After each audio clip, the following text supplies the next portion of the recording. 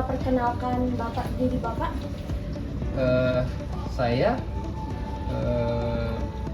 biasa dipanggil Pak Lutfi, tapi di sekolah biasa dipanggil dengan Pak Upi oleh anak-anak.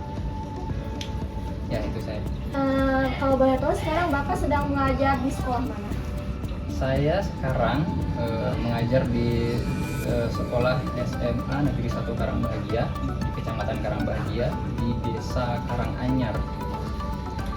Walaupun dulu saya pernah mengajar di salah satu sekolah dasar di Kecamatan Karangbahagia juga, tapi di Desa Karangrahayu. Itu nama sekolahnya SD Negeri Karangrahayu 01. Menurut Bapak, apa arti inovasi pendidikan khususnya di tingkat sekolah dasar? Untuk di tingkat sekolah dasar ya, inovasi pendidikan itu sebenarnya adalah sebuah cara atau upaya yang ditempuh oleh praktisi pendidikan untuk mencapai tujuan dari pendidikan itu sendiri dengan lebih efisien dan lebih efektif, gitu. Baik Bapak, selanjutnya apakah bisa Bapak ceritakan inovasi pembelajaran apa yang sudah atau sedang diterapkan oleh Bapak di dalam kelas? Untuk yang sudah diterapkan di kelas, sebenarnya banyak sekali. Karena bentuk dari inovasi itu banyak banget jenisnya, banyak banget caranya ya. Beberapa yang sudah saya lakukan yaitu menggunakan permainan dalam proses pembelajaran yang tujuannya supaya anak-anak lebih tertarik terhadap materi pembelajaran. Lalu, menurut Bapak, proses dalam inovasi pendidikan itu apa saja? Proses dalam pembuatan inovasi pendidikan itu yang pertama, kita harus mengenali karakter dari peserta didik yang akan kita ajar. Kemudian kita harus tahu sumber daya apa saja yang dibutuhkan untuk membuat inovasi pendidikan itu, dan kita sesuaikan dengan sumber daya yang ada di sekolah. Begitu. Jadi setelah kita tahu karakter peserta didik seperti apa, kemudian kita tahu sumber daya yang ada di sekolah itu apa saja, baru kita buat inovasi pendidikannya.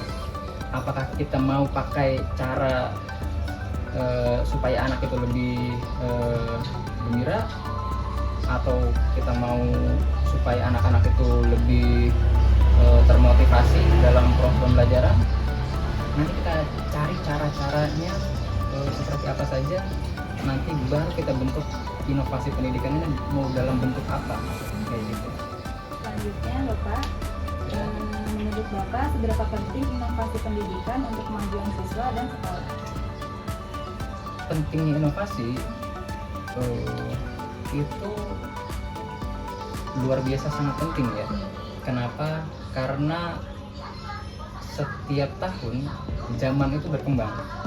Kita tidak mungkin bisa menerapkan cara mendidik anak tahun 90-an, padahal sekarang sudah tahun 2000-an. Fasilitas yang ada pun sangat berbeda ya. Dulu mungkin belajar menggunakan handphone atau internet itu tidak terbayangkan, tapi sekarang itu sebuah kebutuhan yang harus kita penuhi di dalam kelas. Kita tidak bisa melarang anak-anak untuk menggunakan internet di dalam kelas. Malah sekarang itu harusnya sekolah mewajibkan anak-anak itu menggunakan gadget yang tujuannya tadi untuk mencapai proses pembelajaran yang lebih efektif dan efisien. Seperti itu. Jadi selanjutnya, bagaimana cara Bapak mengimplementasikan inovasi pendidikan dalam kegiatan belajar mengajar? Cara mengimplementasikan ya, atau menerapkan ya di kelas. Setiap guru itu selalu mengawali proses pembelajaran atau sebelum mengawali proses pembelajaran dengan menyusun rencana pembelajaran yang disebut sebagai RPP. Nah, dalam RPP itu kita masukkan semua inovasi pendidikan yang kita perlukan untuk proses pembelajaran berikutnya. Cara mengimplementasikannya yaitu seperti tadi, kita membuat inovasi pendidikan yaitu dengan menyesuaikan inovasi pendidikan yang akan kita gunakan kepada kelas yang akan kita ajar tadi. Karena setiap kelas itu berbeda, setiap anak itu spesial, jadi tidak bisa disamakan begitu. Baik Kak, selanjutnya di sini saya akan menanyakan apa tantangan terbesar saat Bapak menerapkan inovasi pendidikan di dalam kelas? Tantangannya yang paling utama itu dari peserta didik. Karena kita semua tahu kalau dalam satu kelas tidak ada peserta didik yang semuanya itu memiliki sifat yang seragam. Tidak ada seperti itu. Jadi ketika kita mau menerapkan inovasi pendidikan yang spesifik, misalnya yang bersifat visual, ada beberapa anak yang justru tidak nyaman atau tidak mampu mengikuti proses pembelajaran dengan inovasi pendidikan yang bersifat visual tadi. Ataupun sebaliknya, ada anak yang senangnya main. Ketika kita terapkan inovasi pendidikan dalam bentuk permainan, ada beberapa anak yang tidak bisa mengikuti proses pembelajaran dengan cara bermain. Begitu.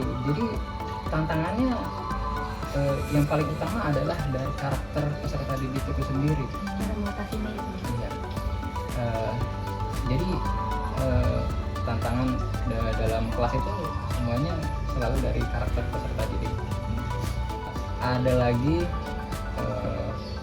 tantangan dalam hal sumber daya yang ada di kelas. Kadang-kadang kita mau menerapkan proses pembelajaran menggunakan inovasi pendidikan berupa internet, tapi di dalam kelas misalnya jaringan internetnya tidak ada atau sedang jelek, itu sangat mengganggu proses pembelajaran. Dan juga terkadang setiap sekolah belum ada yang namanya Infocus. Betul. Jadi sumber daya yang ada di sekolah itu menjadi faktor penentu seberapa baik inovasi pendidikan itu bisa dilakukan. Bisa dilanjut Kak? Boleh. Selanjutnya, apa saja faktor yang menjadi pertimbangan saat akan membuat atau menerapkan inovasi pendidikan? Yang jadi bahan pertimbangan Iya. yaitu adalah kendala-kendala yang biasanya kita temukan di dalam kelas. Seperti contohnya tadi, karakter peserta didik yang tidak mungkin sama dalam satu kelas itu. Jadi peserta didik itu berbeda-beda, setiap peserta didik itu spesial. Jadi pertimbangannya adalah kira-kira ketika kita mau menerapkan inovasi pendidikan itu, seberapa banyak anak-anak yang bisa mengikuti proses pembelajaran dengan baik. Semakin banyak anak-anak yang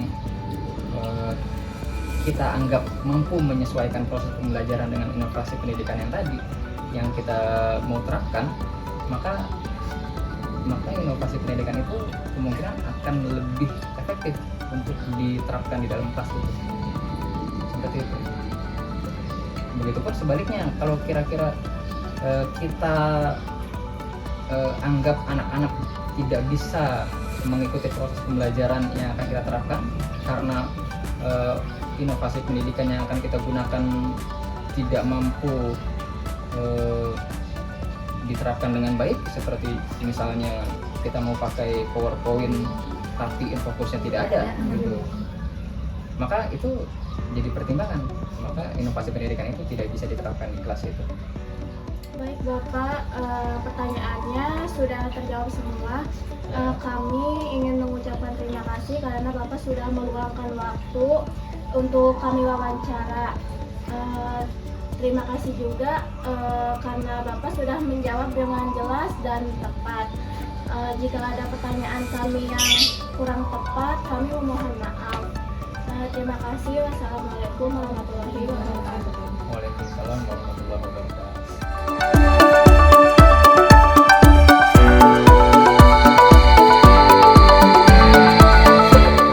Menurut Undang-Undang Nomor 20 Tahun 2003 tentang Sistem Pendidikan Nasional, guru bertanggung jawab untuk menyediakan layanan pendukung dan melaksanakan pendidikan.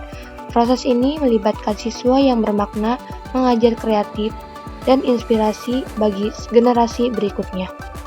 Tahap inovasi pendidikan merupakan proses yang berjalan secara bertahap dan memerlukan waktu, dimulai dari kesadaran akan adanya inovasi hingga penerapannya dalam praktek. Selama proses ini, akan terjadi perubahan yang terus-menerus dan berkelanjutan. Lama waktu tahap ini bisa berbeda-beda, tergantung pada tingkat kepekaan individu atau organisasi terhadap inovasi. Proses ini dinyatakan selesai ketika inovasi telah diterapkan secara menyeluruh dan memberikan dampak nyata dalam dunia pendidikan.